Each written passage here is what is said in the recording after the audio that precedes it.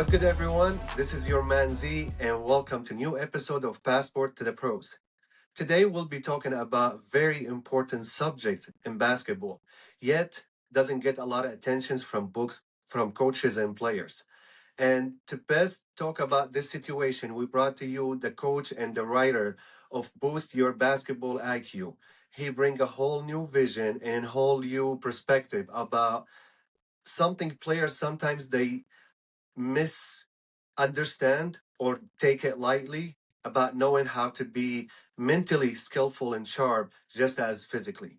Please welcome with me the coach and the writer for Boost Your IQ, Coach Jason Calabrese. Coach, how are you today? Very well. Thank you. Thanks for the warm intro. Oh my I'm God, doing thank you for accepting our invitation. You know, I think basketball IQ nowadays is one of the most crucial aspects in the game. And in our podcast, we'd like to touch on points that people really don't focus on or don't know the value of. So thank you for accepting the invitation and give us some of your time to talk about this sensitive subject. First of all, for all our listeners and subscribers, please, if you would like, just introduce yourself to us in your own word, how you got here, your background, and let us enjoy getting to know you a little bit better. okay. Well, as you said, my name is Jason Calabrese. I'm a former high school basketball coach. I coached for about 16 years on the high school level, and then many years thereafter, AAU and summer league. Once my children got kind of old enough to start playing on their own, I started coaching at the high school level at a very young age. So when my kids got to the age when they were starting to play more, I stepped back a little so I could enjoy going to their games and then I helped some of their high school coaches out, scouting and doing different things to be of use. And then I would coach, a lot of times I coached their summer teams, which was great because I got to help my kids. I got to work with their friends and kept me and my mind in the game. Uh, I just through my experience as a parent, as a former coach and as a former player, I think I bring a unique perspective for someone to write a book because I was able to blend all three avenues, and I don't think there's many similar things in the marketplace where I'm able to look at it from all three perspectives, and I give a little something to each in the book. There's something for coaches, there's something for players, and there is also a lot there for parents. And I think they're all important because I think at some point, um, even a parent having an IQ, a parent that maybe is not familiar with sports, just to understand what their son is going through or daughter is going through, or what the coach that is coaching their son or daughter deals with on a daily basis, and how to approach that coach, and so on and so forth. So I think it gives a lot of perspective from all angles. So I think that's why it's been pretty well received. Actually, I can't agree more with you. It was attractive to me, the book as well. Like when I read about it at the beginning, I'm just a basketball player, and I coach sometimes. And I was the subject itself was interesting for me. But then when I went through the book, I haven't finished the book honestly, but I went through most of it. Uh, you bring a absolutely unique perspective. I like that you target multiple aspects, like you say, the players, the coaches, the parents, and honestly, it's no wonder it's selling very well in one of the top books on Amazon. I think that's a huge, validation for the importance of the information you put in that book. And you already shared with us that took you some quiet time to finish this masterpiece. So, would you tell us a little bit first how you got into coaching and how you transition from coaching into writing at the same time while you're doing it both. All right. So very early on, when I was in high school, I knew that I really wanted to coach. Whether it was basketball, football, baseball, because I participated in all three during my younger years in high school. I even played football in college, and I played a little basketball in college as well.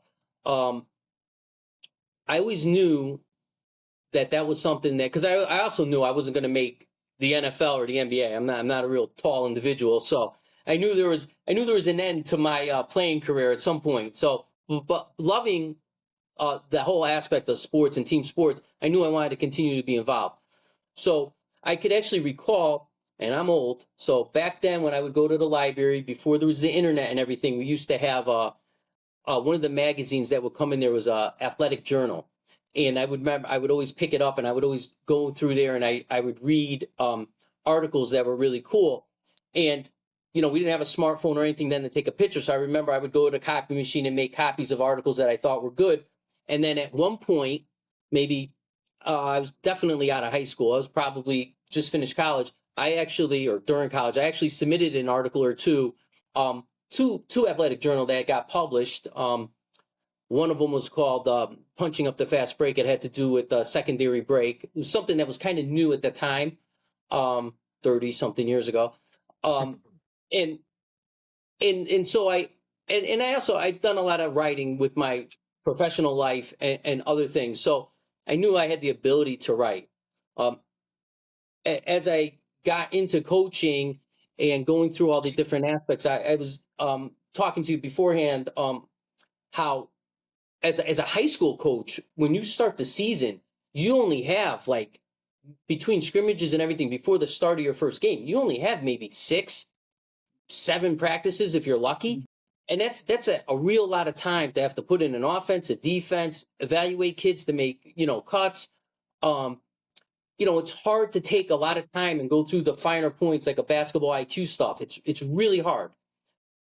And so if an athlete wasn't getting that for whatever program that they came to, if they didn't have great coaching from summer leagues or AAU or something in the off season, then they're really missing a lot of that stuff. And I became frustrated as I was coaching when things that I inherently knew, and I would use a term or something to a player, and they had no idea what I was talking about. And then I would have to stop practice the next day and go over it. And I knew that there was a void.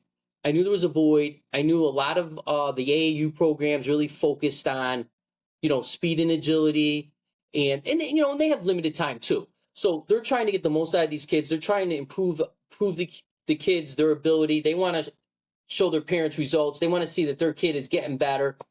And I think what gets put to the wayside a little bit is the basketball IQ. And so I felt that there was a real void, and I wanted to put something together that was easy to read, something that wasn't like a novel where you had to stay with it, where you could actually flip through it like an encyclopedia. So you notice the sections in the book are pretty small. So you could go from one section to the next, and you don't have to follow along necessarily to get what you want to do. And really my guide in doing this is when I was younger, and I really loved basketball. My dad was he was more of a baseball player, and he really didn't have a whole lot of basketball background. And so he helped me a lot with football and baseball. But for basketball, I was kind of on my own. And so I would go to library and get books, or I would order books, and I would get various books where I could help kind of teach myself how to play. And one of the books that I picked up that really stuck with me was a book called Good Stuff, Stuff Good Players Should Know by Dick DiVincenzo, who was a former Duke point guard, who was a phenomenal player in his own right. And he wrote an incredible book, and it was in a similar format to what I did. And he's the individual who actually started point guard camp, which is PGC today. It's become PGC. Unfortunately, Dick passed away at a young age. I think it was age 53 in early 2000, 2001, something like that. But I know I used to actually, when I was coaching, because I didn't have time to teach all of it, I would take excerpts of that book and photocopy them, and I would give them to my point guard or give them to certain places to say, hey, listen, you need to review this here.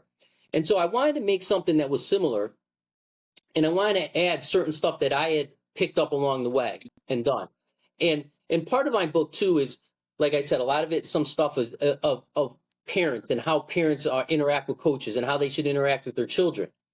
And then part of it too is for coaches, different drills that are outside the box. I was able to take some drills that were common and adapt them in certain ways to try and get more game-like experience, or just a different feel, just to get a better effect and response from my players, so we could see actual improvement. And so I put as much of that as I could into the book so I could be as helpful to as many people as possible. So you believe basketball IQ can be learned, not only the player, either you're born with it or not, or you think it's something you should have and develop, or if you have a lack of basketball IQ, it's something can be trained and can be developed over the time. Oh, absolutely, absolutely, and I believe a player with a good IQ can have a very big impact on a game, even if they're not a high scorer. And one of the Sure. ways in today's game where you could visualize this and see it is a lot of the stats now, or a lot of the apps, they'll have the plus or minus. Right. So I Right. remember way back in like the late '90s when I was at that time I was a JV coach for a pretty good program in the state. We would like by hand we would try and figure out the plus minus of so give us an idea. Hey, this guy maybe didn't score a lot of points in the game, but did he have a positive impact on the outcome? And so we would know maybe this guy should be getting more time. And now it's all done, it's all done with apps and computerized and everything. It's much Right. easier. But the result is you can see that how much of an advantage is. I have a quick funny story. I actually, right after I released the book, which was about 2 years ago, 2.5 years ago now, I still play a little bit in a men's league, and there was a game where I've been playing with this team for years. Generally, I'm the point guard and just play. But one of the guys had hurt himself or whatever, and he stretched out and he said, "Listen, why don't you come in off the bench? So because I'm loose, I just want to stay out here." Fine, and, I no big deal. And then what I was able to during the game, there's a lot of things you do that people don't realize and don't appreciate. Right. So we quickly fell behind, and then I went in after like maybe 3 or 4 minutes, and then stayed into the end of the half. And when I went in, we were probably down 9. We went into the half probably up 4. Similar thing to start the second half to the end of the game. We ended up winning the game by like 4 or 5. But mentally, I kept my plus minus in that game. My plus minus for that game was 24. Now, here's the crazy thing. I only scored 5 points. I probably only had like 3 or 4 assists and maybe 2 or 3 rebounds. So I didn't have any crazy type of stat game. But there was a lot of things that I did specifically that I know that I did that had to do with basketball IQ. One of them primarily was stopping the other team's fast break. And I talk about that in a whole chapter in the book. A lot of people don't Right. appreciate. I think transition defense and stuff is similar to the NFL when they talk about special teams. Some teams they don't concentrate on it, and it comes back to bite them. I think it's similar in basketball. Transition is an awful big part of the game, offensively and more importantly defensively. Because if you could Defense. avoid all the points from the other team, um, it has a tremendous impact on the outcome of the game. And there's a lot of certain things that I can do or you can do as a player in transition to prevent the other team from scoring. And to be honest, I really don't see it happen a lot, even on a professional level. And so that's one of the things, taking care of the ball on offense, getting the ball to the right spot, to the right person at the right time. Whether it doesn't even have to be the assist. It could be the pass to get to the assist Mhm. that makes the play. It's things like that. It's talking on the court. It's the communication. So IQ does have an awful big impact on the result of a game, and it doesn't have to be the best player in the court, but a lot of times the best players do also have the best IQ. High IQ. Well, since we're on the subject, what makes a smart player? Why? What do you think? Like when, as a coach, like if you're watching a game, you'll be like, "This is a smart player. This is a player with high IQ." What makes a player stand out to you with their high IQ? That stuff you look for, like since you use it yourself. Yeah, so certainly someone that's in tune to the entire game, someone that is aware of everything that's going on offense and defense, someone who is able to communicate to their teammates on the court and communicate in a productive manner. Um, without going into so specifics about particular IQs, we could be here all night, but like someone who's able to use their positioning on offense, say, to create opportunities for their teammates or for themselves. one example we just saw in the Nick Cleveland series is, I mean, Jalen Brunson is just phenomenal with the ball, and some of the stuff he does, I'm not even sure people realize what he does to create opportunities for other people. For other.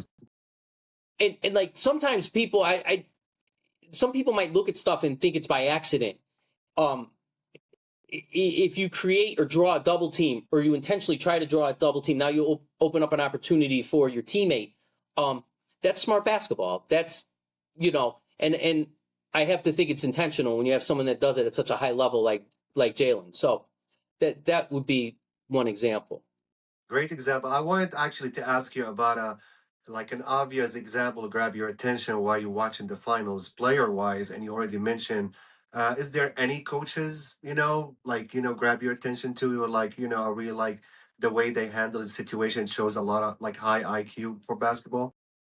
So I admittedly watch a lot more college than I do NBA. So I'm more I have more favorites on the college level in that regard. So I would say my favorites would be, and I am from Connecticut, so it is, it could be looked at as a homer pick, but Dan Hurley really does a great job of preparation with his team, scheming, and player motivation.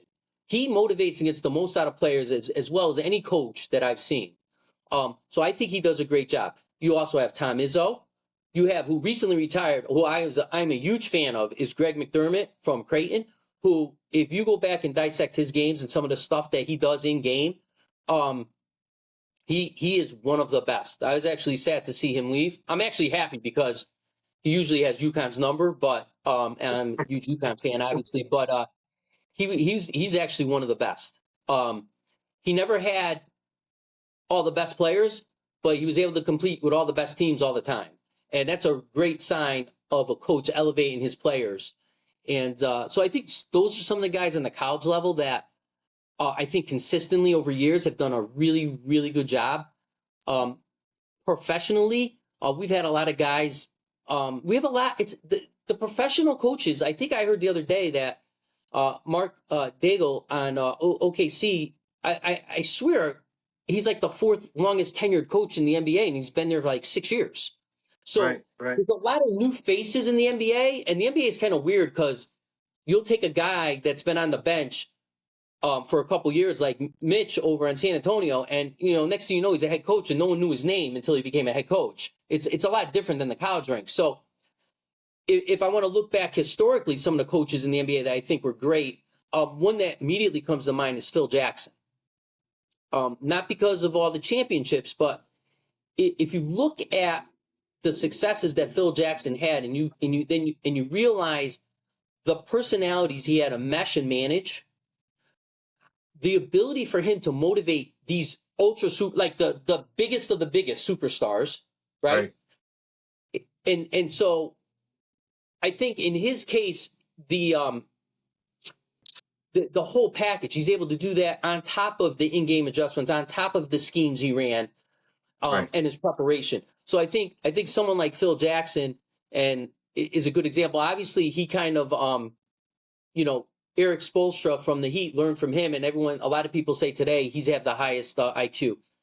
I think a guy like Jeff Van Gundy was a very good coach, particularly defensively.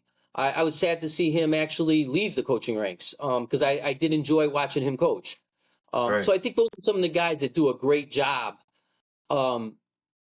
They do a Well, great job. And I there's a have lot a of guys. fun question for you. I have a fun question for you. Let's say Okay. if you're sitting down right now watching film with either Bronson or Phil Jackson, what are the points you would like talk to him about to just let him focus about some IQ part to be like, look here, we should focus on this, we should focus on that.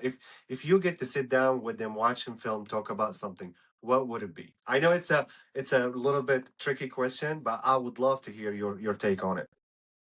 So one thing I think that I have a really unique perspective on, which I touched on a little earlier, is transition defense.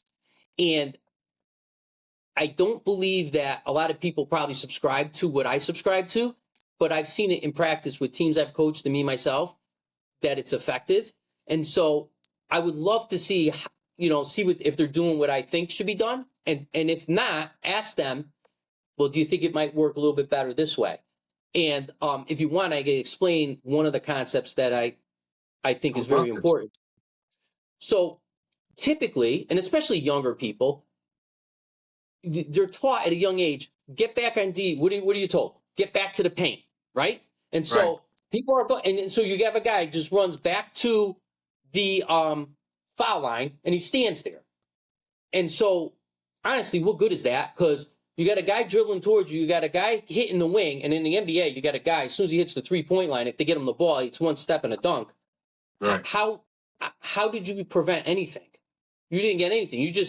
The only thing you did was prevent getting yelled at by your coach because you actually did hustle back, but you probably went to a spot that's not helpful. What I like to teach is forget who has the ball. You have to sprint to and forget who your man is. You sprint to the biggest threat. So whoever's the farthest up the court, that person is the biggest threat to get the ball to score. So you run directly at that person, get your hands up and prevent him from getting a pass up the court. Once you stop that initial pass, now you could, flex over and maybe stop some penetration from who has the ball. But hopefully at that time you have teammates that are coming down, Right. or if they're taught correctly, they're working to stop the ball. The person closest to them is working to stop the ball anyways, and I like to teach to bump them off of the direction they're headed. So like just a little misdirection on the way the ball handler's heading, just kind of could throw off the whole fast break for someone. I like That's that. So something that you don't go by chase your man or just sprint back. You go by the biggest threat and then that one after and try to disrupt the flow of their game to get them out of their transition. absolutely. And then once it's safe, where you could switch to whoever your man is, I you love that. switch. Like if the ball's in the corner and your guy and you're on the wing and someone's at the point and it's not your guy, you just say, all right, switch now. But I think that prevents a lot of easy baskets in transition. I love that perspective. I want to ask a question a little bit related to um, what we talk about, which is international players. What's your thoughts on international players and their IQ? Do you think the league now is over 30% international players? The MVP been international for quite a few years. Do you think international players has a higher IQ? Do they learn the game differently? Do we focus more on skills here and forget about the essence of the game and that the high IQ of the game? What's your take on this? Well, they certainly have a good basketball IQ. The ones that have been winning the MVP the last, what was it, 8-9 years now, certainly have a high, if not higher, skill level. So you combine a high skill level with an IQ, now you have a MVP. deadly basketball player. That's what you're talking MVP category. Right, You know, right. what Shai's done in this series. He's done a lot of little things in the series where there's a couple times where at the end of quarters, he just sprints up and makes sure he gets a shot off to make sure they get a 2-for-1 when there's like 34 seconds left. So, and a lot of people may not even realize that he just did that. A lot of So, people don't understand the 2-for-1. I was surprised when I talk about it. A lot of people are like, what are you talking about? I'm like two position instead of one. That gives you higher chances of scoring everything. But like you yeah. said, players with high IQ know how good is that? How important? And it's crazy because I watch and I'm like, are they going to try? Is he going to try and push it, whatever? And like, there was no hesitation in a couple times I saw. He got the ball and he just was like as if there was 5 seconds left to the quarter. He was just up and he was getting a shot So off to make true. sure they got 2 possessions. So So true. so that's a great example. I mean, Jokic is like, I mean, he's like a freak because he's 6'10". He practically plays point guard.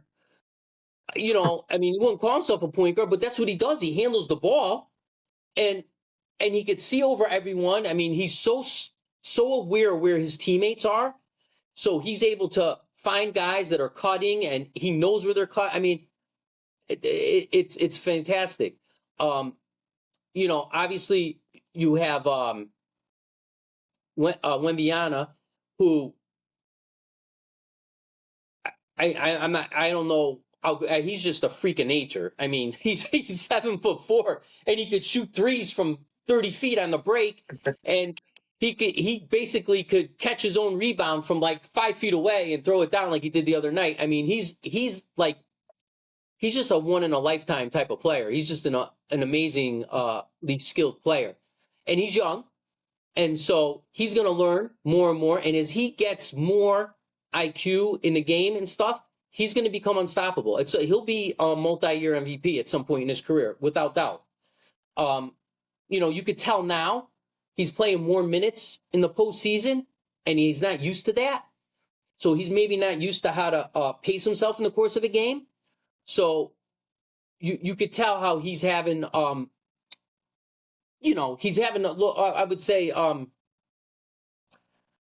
learning pains. He's going through growing pains. He's having a Which little is bit of growing pains in these Just give him playoffs. a chance. He's still too young too. Oh, But yeah.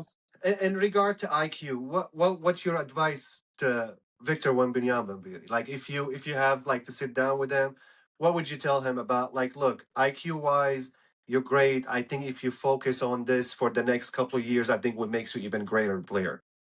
So I think for Victor, he should try to concentrate more on his strengths where he has a definite advantage. And so, like on a pick and roll, like literally, you could throw the ball almost to the top of the backboard and he's catching it and coming down He's gonna scoring. get it. And there's no one that's going to stop him. So why not, when you need a basket, when your team, you need to know in your head, hey, we've gone through like a 2-minute drought, a 3-minute drought here. We're down 12. We need a basket. Instead of having someone else force something, I'm going to make sure that I'm 1 foot from the basket, because that's going to be like a 95% that I'm going to score. You need to and demand the ball, that you get the ball in those situations so you could put the team in a better position to catch back up. I think that's one thing he really needs to do. He needs to take advantage of his unique skill set and his ability to dominate the game in certain areas, and especially when they need a basket, be the go-to guy and go to your go-to play where you know you're going to score. I love that. I love that. Well, let's do another fun little segment here. How about I give you a quick situation or scenario, and you will tell me as a coach what would you tell your player to do, or what's your recommendation as a coach and IQ specialist at the same time. 2-on-1 Sure. fast break. What's the best scenario? What should we do? From the offense or defensive perspective? We can do both. I wanted to be offense. I was a more offensive player when I Oh, was playing. I was a scorer. So, but I know in your book talk about defense, which is we'll come to. But let's say both in that scenario, 2-on-1 defense and offense. What's the best? What's the best decision to make? so if I'm an offensive player, what I'm trying to do is I'm trying to get if the person's playing me and they're not, if they're playing me and they're not playing the person up the court, well, that's mistake number one. But I That's want done. them to try and play me. So if I could get their attention to play me, I'm looking for the most dangerous guy up the court and I'm trying to get the ball to him as soon as I can. I'm not waiting to get to the foul line. If there's a guy up the court, I'm getting him the ball. So now he's ahead of the field. He could just go and score as quickly and as easily as possible. Defensively, it's essentially the opposite. I'm looking to get to the guy that's ahead of the field, that's ahead, and just prevent an easy, quick look. And then I want to keep him out of the paint and then be able to get back and still protect the middle if the guy with the ball never gets stopped by one of my teammates and ends up driving. I So, love that. Okay, late clock pick and roll. Are you a fan? Like, let's say this is the last, the last time we're going on the basket. We have, let's say, 24 seconds on the clock. Would you run pick and roll right away? Would you like pass the ball around and get to a situation where you isolate your players? How would you manage late clock pick and roll? How would you manage it? And you can absolutely tell me defense and offense. I like that. I like how you describe okay. both perspectives. So we'll stick with offense first. So Uh, the way when I coached, I like to manage to or coach to my players' strengths. So if I had an elite ball handler or point guard, then I probably would want to do a pick and roll, because at this I would be someone that I'm comfortable with being able to use a screen and get to the hole and be able to either score himself or make the right decision to find someone. if I had a really, really strong interior player, I might not, if he's not a good person rolling, but he's better just posting up, I might want to do some kind of like a two-man game where I isolate him on the block, where if my guy does go and double team him, then the guard would be able to relocate and find himself open. I said my guy as if I'm because I always play point guard, so I'm answering it as if it's with me with the ball. But so Don't that's how worry, I I would like it. We live in the moment. I like that. it. I would handle that on offense. Defensively, versus pick and roll, I was always a big fan of not really switching. I don't love a point guard trying to check a big guy rolling to the basket, and I don't love a big guy trying to check a good ball handler out the 3-point line. So I would try to tell my players to, number one, I would try to tell our players to call out screens ahead of time. So if you're smart and you call out and you force yourself up, you avoid the screen altogether. Or you could even, if they go and move to try and still set it, you could draw an offensive foul. So I would try to avoid running into the screen as a defensive player. And I did not like switching because I did not like the mismatches. So NBA is a little bit of a different game. In the NBA, I think now these big guys are so skilled. If you have a smart enough big guy, you could have the big guy read. So if you do a pick and roll and then the guy drops that's checking him, if the big guy's smart enough to pop instead of rolling, and now you have a guard that just kicks it out to him, now you got a big guy hitting a three that they're hitting at 35-40%, which is is a good shot these days in the NBA. These days, yeah. Yeah. Well, talking about weak side, what's your best advice for defense weak side? If you are on the weak side, actually defense and offense, if you are at the weak side in the court, what's your best advice for your defensive player? What's your best advice for your offensive player on the weak side?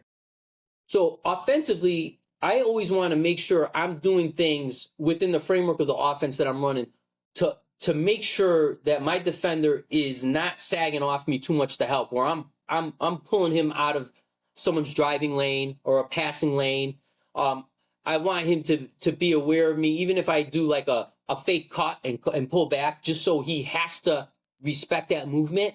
And now he's even, you turn your head like this for a second, someone could make a pass or go by you. So I concentrate on trying to actually get my defender to just be distracted if I'm not involved with the ball. And then defensively, I always try to, again, it's always like the opposite, right? So defensively, I'm trying to not be too distracted by my guy. I know if he's like 2 passes away or a skip pass away, I could be off of him, 1 to 2 steps, so I could recover in time by the ball gets to him, so I could check him. Now, if the guy's not a great shooter, I could cheat even more. So part of it is knowing who you're playing. So if I know the guy's a knockdown 3-point shooter, then I got to kind of stick to him a little more. I maybe sacrifice helping to not give this guy open looks. So it's all kind of feel, and that's part of, being smart on the court. Right. Read the situation, read the court. Absolutely. Well, one last one, which is, I think that's going to be your favorite. You have a great take on Duke and your favorite team final game. So let take us through it. Let's see it in your lenses. Let's see it in your eyes. Let's see what you saw.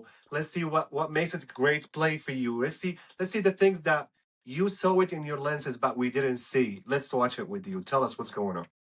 All right. So I'm watching this game with a couple of my buddies. We get together for every UConn tournament game for years. We have our same little rituals that we do and everything at my same buddy's house every time, because we're a little superstitious too. We're a little crazy, just like Dan Hurley. So we're sitting there literally despondent because it's 10 seconds to go and Duke is inbounding the ball, and I know in the back of my head, there's no way UConn is down 2. I'm like, there's no way they're going to win this game because they're going to have to probably foul. And if they do, Duke's got good free throw shooters. They're going to make at least 1 or 2. Time's going to come off. The best we could hope for is they foul someone quick, they get to the line, they miss one miss two, and then you go down and you maybe set up, where you could get a shot off at the end. Maybe you could go to overtime, right? So now, also in the back of my mind, I know as a coach, I'm like, well, first of all, I don't want to pick on any coaches, but as a coach, so I have a whole, just so you know, I have a whole little section in the book I had late in the game. All right. And the whole Right. premise of that section is possession is everything. Hang on to the ball. Do not make risky passes. Do not even shoot. There's no reason to shoot ahead at the end of the game. And if you have a timeout, if you're the Duke coach, and I don't even know what you're saving it for, you should probably use that timeout, get your team settled, and say, look, we're going to run our best play to get the ball in bounds, because the last thing you want to do is get a 5-second violation, whatever. You get the ball in bounds, and then you're going to, a couple things. There's a couple things. You want to make sure you get the ball in bounds. You want to make sure you have your best free throw shooters and ball handlers in the game. You don't need to have a big guy in the game at this point at all. You should have 5 guards, really. And you need to explain to them that we are not taking any risk, no 50-50 passes, preferably no passes. You catch the ball, you hang on to it. If someone comes to you to foul you, now you dribble and you try to get away. Then you secure the ball. Just hang on to the ball. All you have to do is hold on to it and wait till you get fouled. So there's no harm in getting fouled and going down and getting 2 shots at that point. Instead, they try and I get it. The guy was open up the court and their eyes opened up wide. The freshman, was it Caden Boozer? And he's like, oh, we're going to end. I'm going to put an exclamation point on this game. We're going to get the dunk. And what did he do? Silas Demery sold out on the jump. He tips the ball. It goes to Alex. Or no. I did it originally go. I don't know if it went to, I think it went to Mullins first. He did. Then he threw it to Alex. And then Alex yeah. Alex, being a high IQ player, had the presence of mind to know that he did not have a good look and to get it back to the guy who did. And Braylon just right in one motion and step just and you watched it in slow motion, the whole thing. I don't think anyone said that it wasn't in slow motion for them. But it was so euphoric as UConn fans to see that happen. But somewhere I just knew that ball was going in when it left his hand, and it did. And it looked good.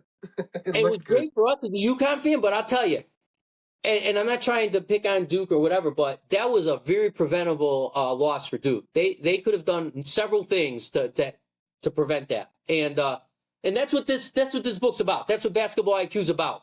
And so that was something I was like, I think I sent out a tweet that night, and I said, I put a little picture of the excerpt in the book, and I was like, I mentioned, I says, hey, I wrote this book, I had this section, and I guess John Shire never read it. So, but just, one of those things. I'm not trying to pick on him, but it's true. I mean, that I'm sure he went back a million times and is kicking himself by not coaching that coaching that up better. Right. So, I mean, I agree with you. I would definitely took a timeout just to get my team in a good state of mind. Sometimes I'm also a fan of letting my players, like for example, act naturally. I think for the college players, it's a little bit early to let them like in such a very, very, very important situation on their own. But I agree with you, and that's what happened when you don't buy the book, and you don't read it, right? Well, and since we're talking about the book, I also would love to do something quick. I actually enjoyed whatever I listened from your book. I'm still, hungry for more.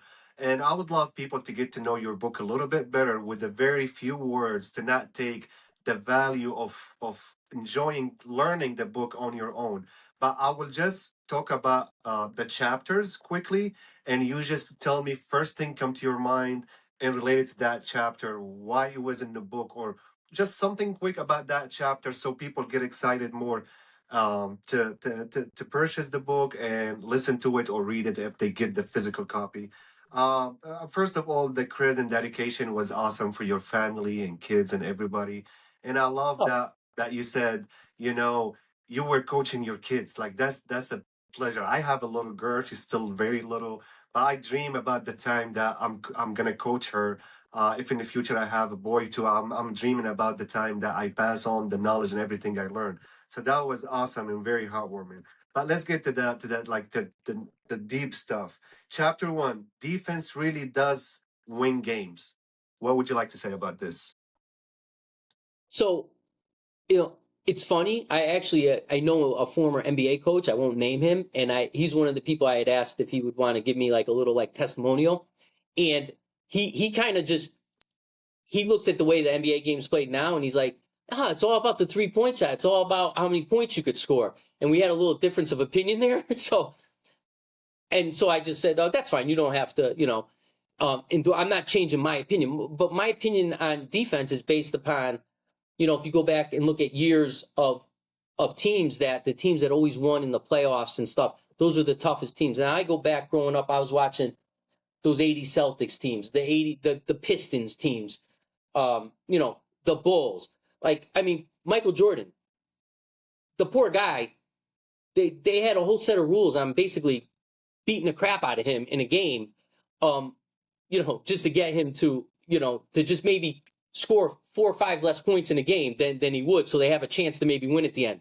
But in the defense part, there's a lot of other sections. It's not just team defense; it's individual defense. How to specific scenarios, how to defend yourself against a great shooter or a guy taller or quicker than you. So it gives people some skills or some techniques that they can use to help them in those situations. I love that.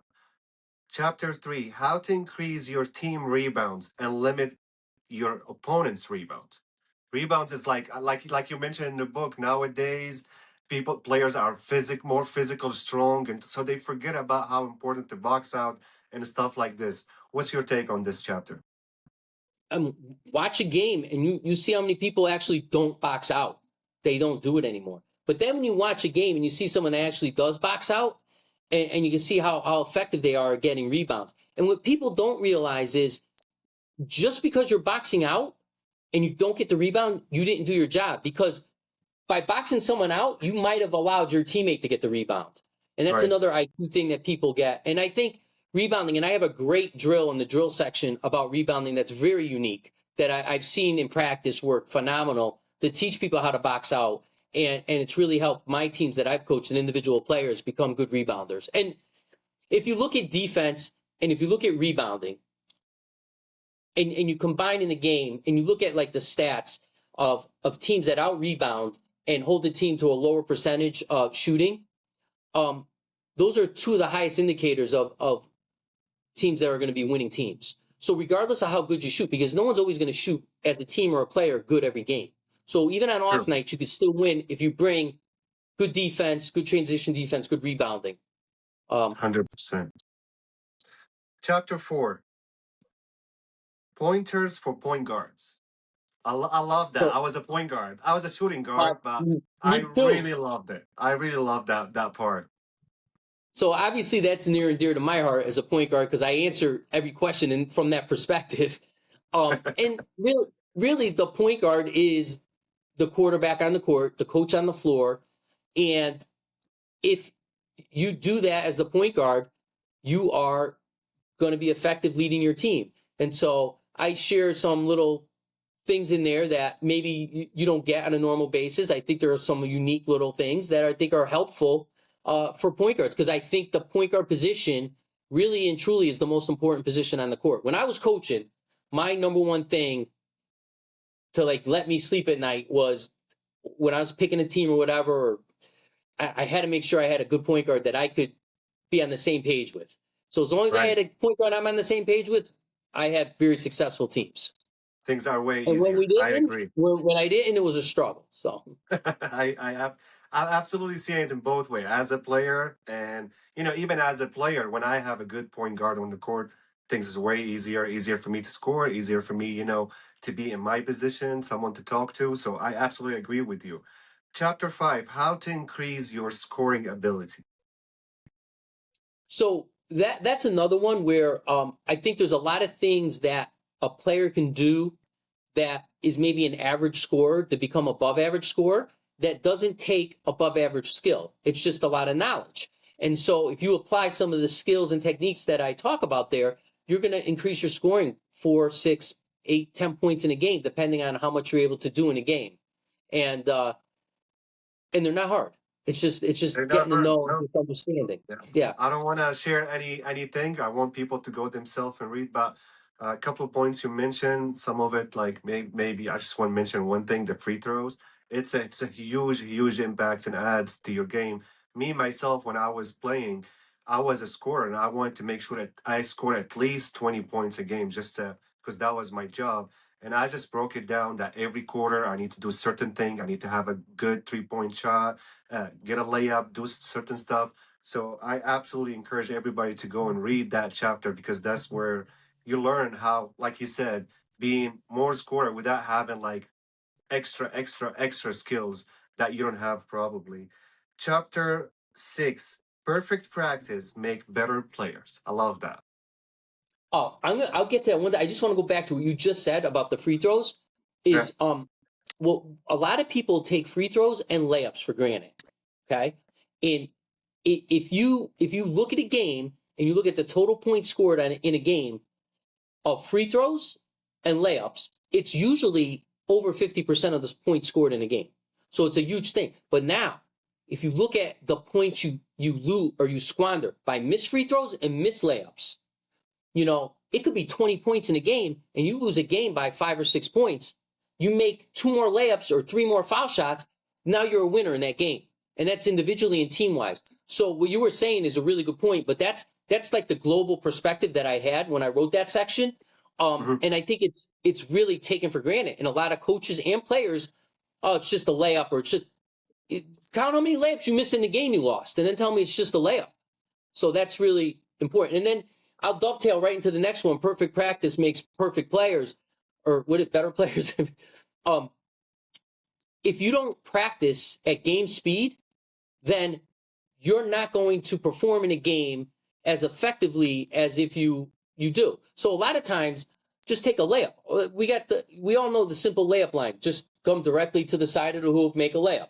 Now, how often in a game do you get that That opportunity to happens. just take an unopposed, layup from the side? Almost never, right? So I talk about different, how to attack the basket from different angles and stuff and doing it at game speed. Again, I have a drill in there that simulates layups in a game when you're being chased by a defender and stuff like that. So it's things that are able to, if you do them as a player and a coach, it's able to see actual results in a game that's going to help you win more games. I love it. I love it. Chapter 7, tips for winners, which is winners So in life, winners in basketball. It all comes back to the same thing. Please let us know. yeah, and I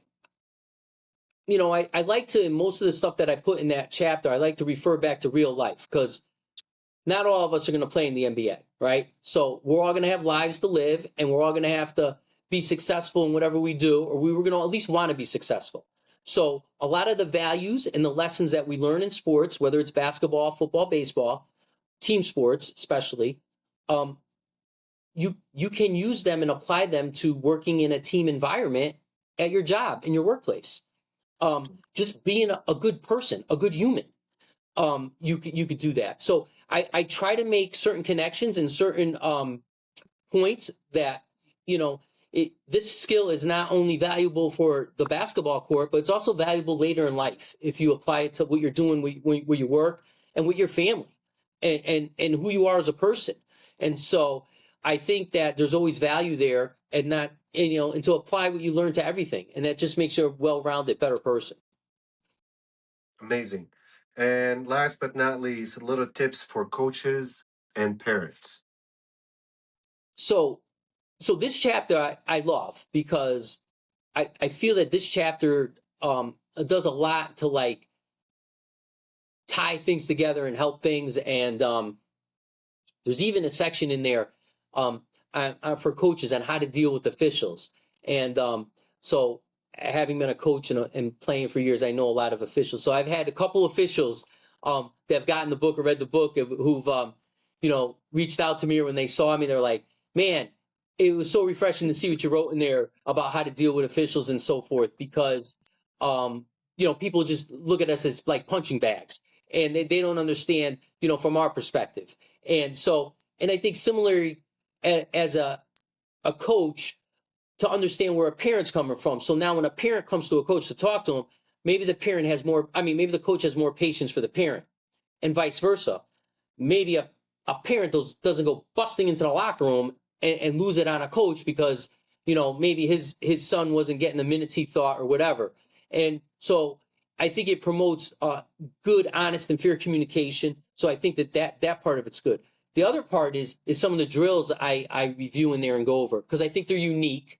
Um, it gives people something that's new. So it's worth buying the book alone just for the drills if you're a coach, because you're going to be able to use, maybe hopefully all of them, but certainly some of them, to help your team get better, where you could actually see progression and see improvement from using them.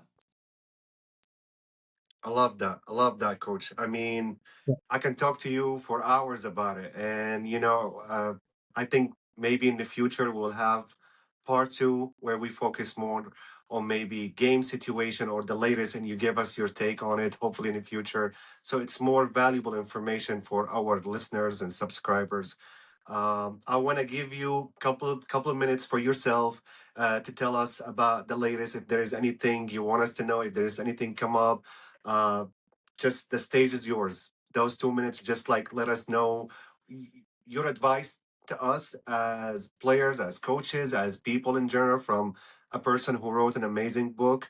And if there is any updates, anything we need to know for the upcoming, maybe a new book in the horizon, you never know. Well, first of all, thank you so much for being so gracious to have me, and your great words and everything. I really appreciate it. It means a lot. Um, Certainly, if you're a young player, and I made the book.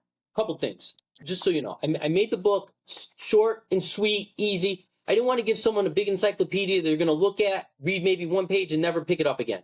I wanted something that someone could look through, they could go refer back to. They could there's a section for notes. Um, it's something that will be useful, that you could use it, take with you, and have with you during your basketball career. You could hand it down to your younger brother or your kids when you get older. Something that you could use as you grow and become a coach yourself later in life as a player.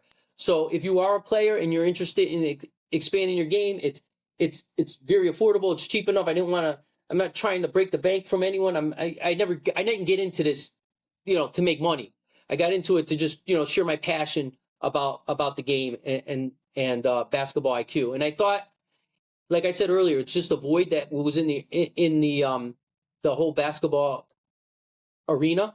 And I think it's resonated with a lot of people based on some of the reviews and the comments I've gotten. A lot of people that have reached out to me, they do enjoy the book, and it's kind of heartwarming to me, and it's just surreal, that the success the book has had. I never in a million years imagined that it would be as successful as it was. I mean, you hope it's somewhat successful, but I never thought it would be bought in over 26 different countries. It's available on Amazon.com.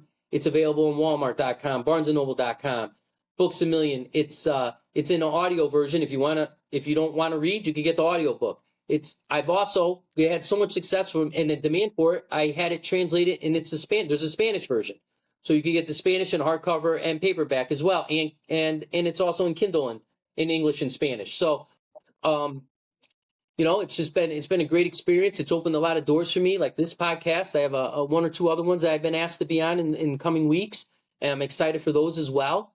And so I don't know. I get asked a lot if there's going to be a second book. Maybe I'll do that. I have a couple other projects coming out soon that are maybe a little bit different from basketball, but they'll get out there as well. But I wanted to thank you. One thing I wanted to say we never got to talk much about, but I think is kind of interesting, is as a student of the game and the history of the game, which I think you are as well. Watching the finals, or the conference finals, the last week and a half or so, is how much the game has changed from when I was growing up to now, like 25, 20, even 30, 35 years ago till today. It's in so many different ways. So right now, obviously, there's a way more emphasis on the 3-point shot.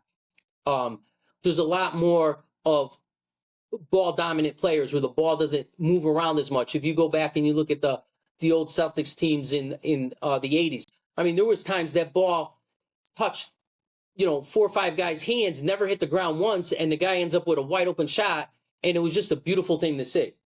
I appreciate that. One of the things I found really amazing is the physicality currently in the game versus back then. So there was one game where Shai drove the lane, and there was someone on his left and someone on his right, and he drove the whole lane, and he dunked. And all I could say was, oh my God, if he ever tried to do that against the Detroit Pistons, Rick Mahorn would have clotheslined him so fast, like they would have been carrying him off the court. I couldn't believe it. I was like, wow. And then, but then you saw how Oklahoma City changed their whole perspective after the first game of how they regarded Wemby. They were trying to have Alex Caruso guard him, and Alex did a great job. And I think, by the way, I think he's a very high IQ player. Very high IQ player. I agree. And he does a great job for his team, and he does a lot of little things. We could get into that some other time. But he obviously, the guy has a foot on him. So there was a massive mismatch there, and that didn't really work out well for as hard as he tried and played. And when they got more physical with him, and they had the 7-footer checking him the second game, and part of what they did was, not only was he physical with them, he kept him farther away from the basket. And I think that was, obviously it was by design, and I think that was a great adjustment. And we'll see. So far, it looks like it really changed the tone of the series. But they got another big game tonight. We'll see. I'm rooting for my guy Steph Castle, but we'll see. I'm going to be happy either way because Daigle, the coach of Oklahoma City, is a former UConn. I guess he was a student assistant or something like that. So great series coming up, and that's all. I just wanted to put that in there. I just thought that was just such a difference between today's game and back. I agree. 25, 30 years ago. Who do you think will be the NBA? Who won the NBA championship this year? Who will be the champion? So I think people feel like the Knicks had a really easy run because of the way things fell for them, that they never really got challenged since the Atlanta series, which also wasn't much of a challenge, but that's the only team that was able to beat them. So I think, I don't know if that's correct or not. I think they're just actually really playing very well as a team right now, which it sometimes is more important. I think they're all on the same page as each other. And I don't mean the first 5 guys. It's the first 8 or 9 guys. They come off the bench. They don't skip a beat. They are all on the same page. I think they're going to be a tough challenge for whoever it is, OKC or San Antonio. But physically, I do think that there is an edge for either the 2 Western Conference teams. So if I had to give one team an edge, I would think it's going to be a little bit of an uphill battle for the Knicks. But the way they've been playing, I wouldn't put it past them to pull it off. Awesome. Well, yeah. Coach, thank you again. I enjoyed every single second chatting with you, learning more from you.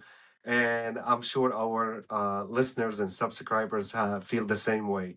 Thank you for your valuable time. Thank you for doing the basketball world a favor by writing this amazing book. To everyone who's listening, absolutely, that's a must-have book in your house. If you love sports in general, you love basketball, that's something you should have. Do yourself a favor, do your kids a favor, and grab the book. Like you said, they can grab the audio version, which is what I did. Easier for me to drive and listen. But other than that, it's something must-have. Thank you again, and hopefully we'll have you again at our podcast. You're part of the family now, and hope to see you soon. Thank you. Thank you so much, and good luck with the podcast. It's great. I've been listening to it, and I'm sure it's going to do very, very well. Thank you. Thank you so much. Have a wonderful day. Thank you. You too. Take care.